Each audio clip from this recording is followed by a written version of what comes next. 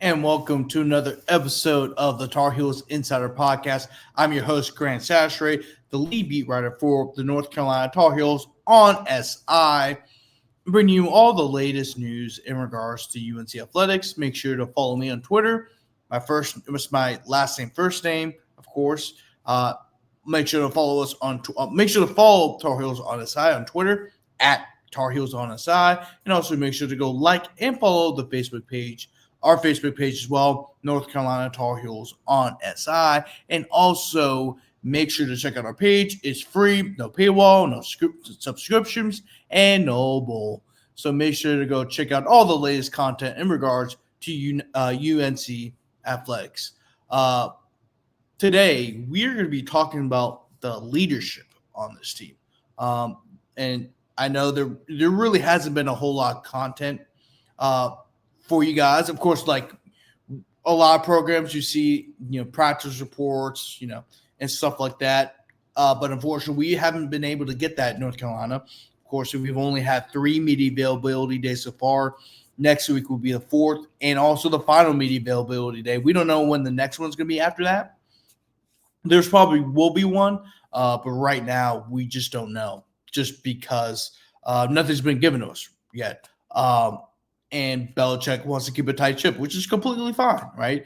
There's a lot of programs that operate like Bill Belichick, but there's also a lot of programs that are pretty lenient on what the media can and can't see. For example, Mac Brown last season was very lenient to the media. He let the media see a lot. But for Bill Belichick, he doesn't want the media to see a whole lot, which I think may be a good thing, just because there's so many newcomers to the team, and you don't want the whole world to know about them, right? Kind of similar to how when Michael Jordan came to North Carolina, Dean Smith knew how good Michael Jordan was. Now, I'll say this. He didn't realize he was going to be Michael Jordan that we know today, but he knew Michael Jordan was going to be a great player and probably was going to start as a freshman. But what he did was he made sure that Michael Jordan was not seen at all before the season started, because he didn't want the whole world to know how great of a player Michael Jordan was, and people could game plan against them and blah, blah, blah, blah, blah. So I think it's a good thing. But from what I've gotten, or really what we've gotten, but also from what I've gotten from this team, is the amount of leadership on this team. And I'm not sure if you guys have seen this, but North Carolina, they released the Come Up, which is a documentary. I believe they're going to do throughout the whole year, but they covered the spring, they covered the AC kickoff, and they covered some parts of fall camp. And the amount of leadership on this team, I really, really like. Of course, Will Hardy was on there. He was featured a whole lot, and he explained like his background, how I think he's like a 5th generation athlete. He's got all kinds of athletes in his family who've gone and played college football, and how cool that was for him. But also, it was shown that he is one of the leaders on this team, and there's a lot of players on this team that respect Will Hardy because he's been here for 4 years. You understand, he's been here since freshman year. He's played a lot of games his freshman year, even though he's never really been a full-time starter. He has played a whole lot here in Chapel Hill. So you got to see his leadership, but also Crystal Kelly. Crystal Kelly is one of the guys who transferred in for the spring. Right? He just got here, 6-7 months ago? And if there's a scene in the Come Up where they're discussing Ty Lee, they're discussing the impact that Ty Lee had on them, of course. And, they're doing some sort of cancer benefit. I have to go back and rewatch it, but I think that's what it was for. It was something to do with Ty Lee. And Will Hardy was speaking, but guess who was right next to him speaking as well? Crystal Kelly. And Crystal Kelly, like I said, has only been on the team for some months now. And, they discussed him a little bit too in the documentary. They featured him a little bit in the documentary. But the thing is about Crystal Kelly, like I said, he's only been here for very long. But also the fact that he's standing right next to Will Hardy, who's one of the leaders on this team, that shows great impact. The great impact he's already had on this team. He's only been here for a few months, and he's already seen as one of the leaders on this team, right? And I think that's huge because right now, Austin Lasky is going to be out for the first month of the season. That's a guarantee. He could come back for Clemson. That's not a guarantee, but there's a likely chance he will. Which the Clemson game will be on October 4th. And that's the beginning of October. That's when at the earliest, he could come back, but that's no guarantee he could come back. So you need another leader on this offensive line. And Christian Kelly could be that. Christian Kelly, of course, was an all-conference player at Holy Cross. Yes, I know Holy Cross is a notch below North Carolina. Holy Cross plays at the FCS level. But the fact that he's come in, he's already shown leadership, which the coaches have already noticed because, remember, they nominated him to be an all-conference offensive lineman, even though he has not played a single snap at the ACC, shows a lot of how highly the coaches and players think of Christian Kelly. I mean, and it's not even just Christian Kelly and Will Hardy. I mean, Thaddeus Dixon has already become a really, really respected figure around this program. Once again, he also came in the spring along with Steve Belichick, who was his defensive coordinator at Washington, and everyone loves him. Like, he has a vibe that's like, when you're near him, all you can do is smile. That's what I got from the documentary. Like, that's what I got from the come up. Like, he may not be like calling out shots or whatever, being authoritarian and blah blah blah. But you could tell that he leads by example. Everyone wants to be around Thaddeus. He just brings out good vibes in people. It's not even just the players, but it's the coaches, his family. You go in the cafeteria, he's smiling. Like, he just makes people smile. He leads by example. And of course, Gio Lopez.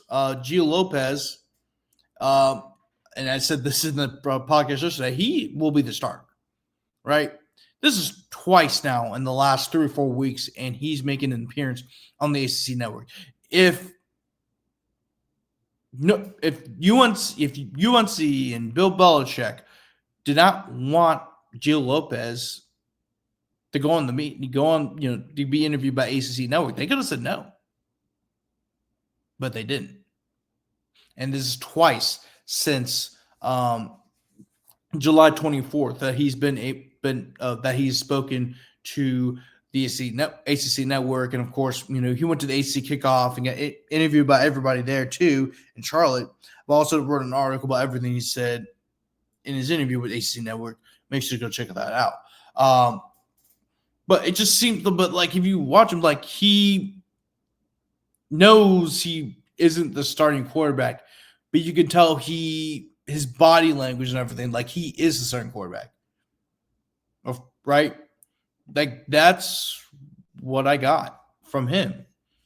And it's like when I saw the interview and just watching his body language, also watching his body language in the other interviews, it's almost like he is the starting quarterback, but like not yet. It's a really, really weird thing.